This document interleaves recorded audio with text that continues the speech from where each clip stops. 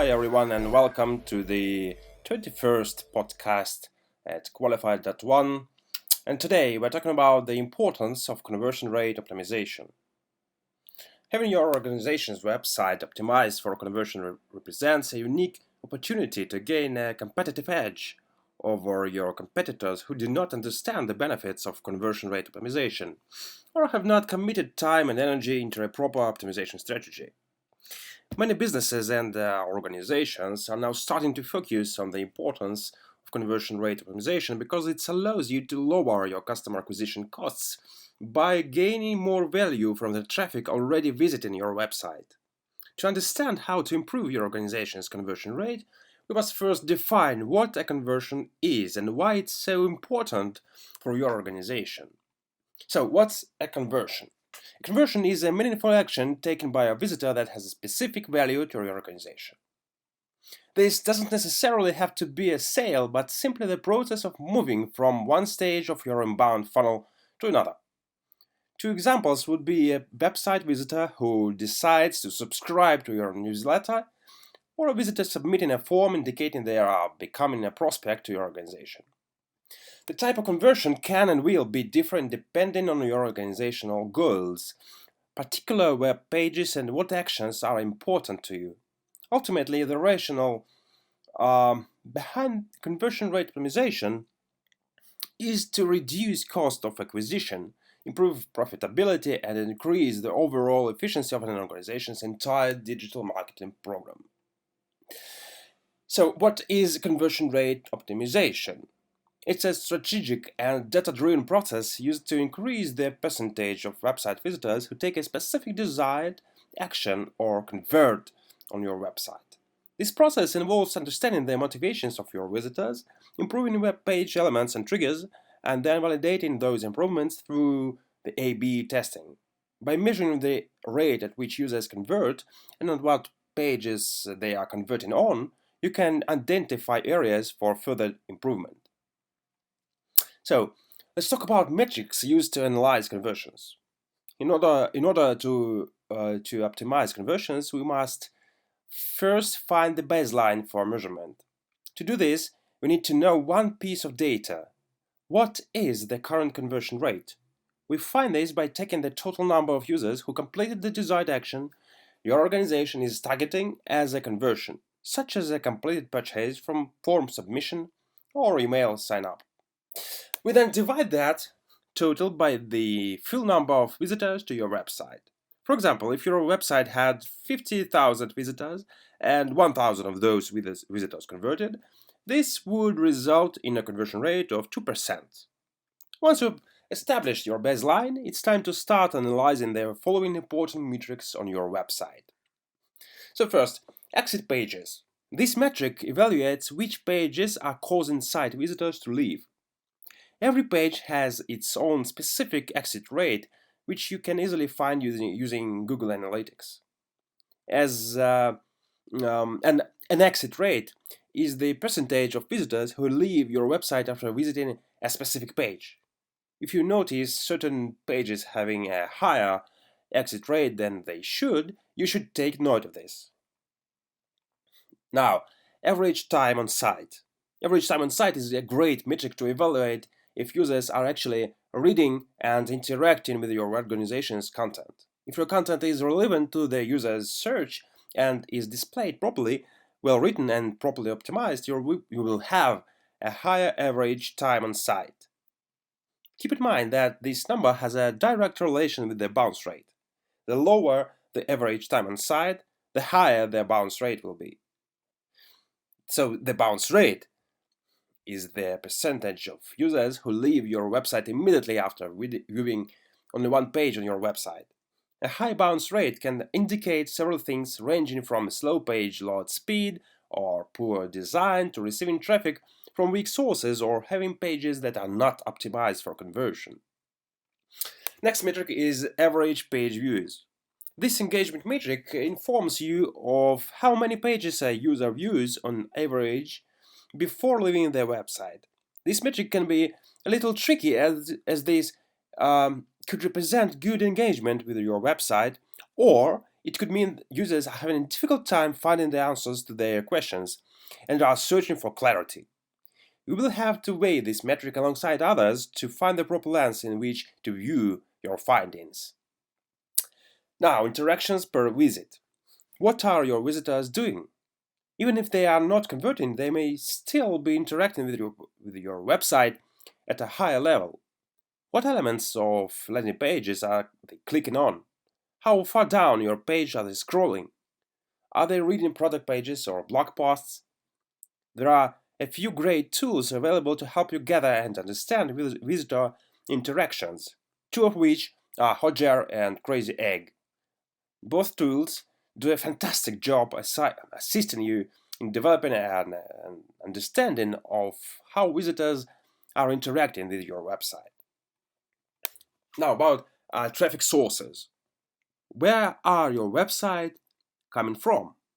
Different types of traffic will have different expectations for levels of engagement, so understanding where your visitors are coming from is important. There are three main sources of traffic. Direct traffic, users that get to your site by directly typing in your web address. Referrals, users that click through to your website from somewhere else. And search visitors, users who found your website through a search engine, usually Google or Bing. It's always important to protect yourself by keeping your traffic sources diverse, as relying heavily on one source of traffic can increase the risk of losing a lot of your traffic overnight.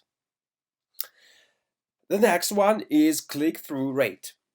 Understanding your click-through rate, C2R, will allow you to have a clear view of how your offer resonates with searchers who have no pre-existing bias towards your organization. If you have a low CTR, shifting your focus to find out why search visitors aren't responding is important.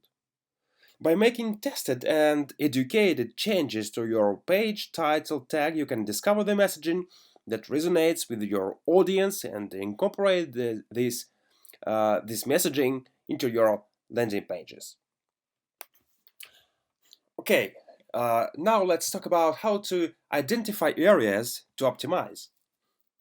Now that we established our baseline conversion rate and have analyzed data from key metrics, it's time to identify areas for improvement.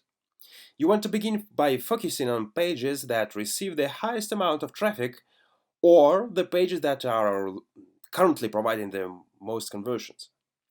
Though this may seem counterintuitive by starting with these pages, they give you the greatest opportunity to make a fast impact on your visitors. Next, moving to the pages that would hold the highest value to your organization, and finally, working your way down to all other underperforming pages. So, now a quick word about optimization fundamentals and best practices. There are a few tried and true methods when it comes to optimizing your website for conversions that always help. But the most important aspect to keep in mind is establishing trust, credibility, and safety for your website visitors. Below are a few best practices that go a long way towards achieving those goals. So, the first is social proof and testimonials. Social proof is a psychological phenomenon where people conform to the actions of others under the assumption that those actions are reflective of their correct behavior. Bottom line, social proof helps to build credibility and trust with potential customers. Social proof comes in many different forms, such as certifications, awards, client testimonials, industry experts, social shares, and media exposure. Whenever possible, place these elements on your landing pages in strategic places to help build trust and credibility. Now, the customer persona development.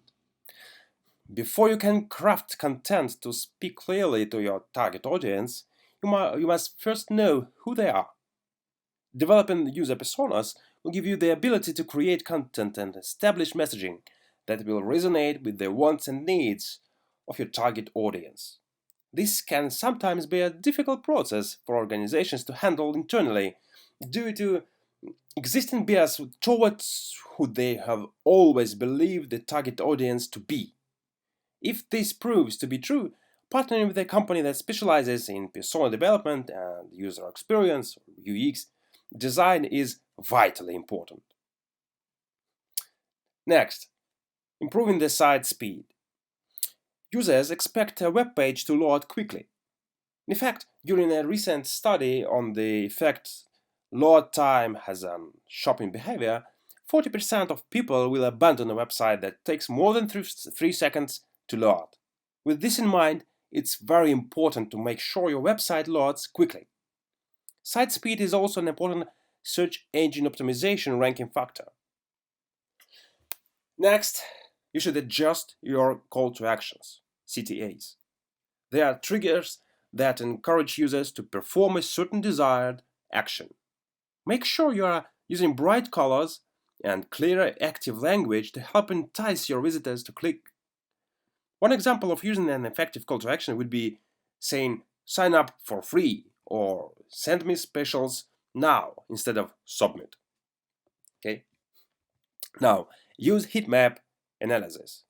A heat map is a visual representation of the actions users are taking on your website page, allowing you to easily see where a user's mouse has traveled or clicked on while viewing your page. Another great tool that heat mapping provides is called scroll depth tracking. This allows you to find out at what part of your website users stop scrolling down. Having access to this information allows you to run a variety of different experiments designed to help improve the usability and design of your website. So, visitor journeys. Performing a customer journey analysis can help to pinpoint pages that are the most important during the conversion process. This allows you to focus your efforts on the most important or highest value pages on your website. Optimizing these specific pages first gives you the opportunity to gain your highest return as quickly as possible. Next, you should run A/B tests. Continuous testing is the most important action that must happen to ensure that changes being made will have a positive impact on your conversion rate. A/B testing or split testing should be completed constantly to test your theories and help you make informed decisions about the design and messaging on your website. Once you have the results of your test, make improvements. Rinse and repeat this many times until you have a fully optimized page. Now, about the professionalism. Simply put, does your website look professional? If your website looks spammy, has a lot of clutter, improperly sized images, and/or bad typography, you will not be trusted. Make sure your website is clean and easy to navigate, with professional designed elements and images, as it should be the most powerful marketing tool you have. I hope we have helped you to gain a better understanding of the importance of conversion rate optimization and what measures you can take to optimize your website for conversions. If you still have questions, would like to have a CRO audit completed for your website, or need a custom strategy created to fully optimize your website's potential, reach out to our team. That was a podcast by Timothy Prestiani, a digital marketing manager at the Unleashed Technologies for Qualified.One.